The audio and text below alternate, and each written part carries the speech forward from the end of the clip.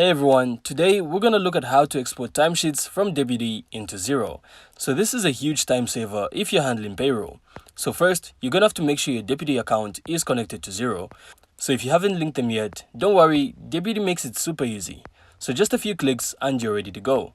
And once that's done, simply go to the timesheet section in Deputy. Here, you will then be able to see all your employees' hours for the pay period. You can also filter by date, location, or team. Literally whatever you need. Next, click on Export and choose Xero Payroll.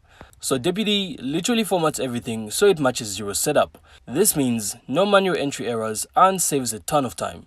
Then simply hop into Xero and export the file. You'll be able to see all the employee hours lined up perfectly for payroll. From there, you can also run your pay runs, check totals, and approve payments. So as a quick tip, always make sure to double check the pay rates, overtime, and allowances before approving. Even though Deputy exports everything correctly, a quick review sometimes keeps everything accurate. And that's it. So exporting timesheets from Deputy to Xero is pretty fast and simple. And it also reduces payroll headaches. So if this helped you out, make sure to give the video a like and of course subscribe, then we'll see you in the next one.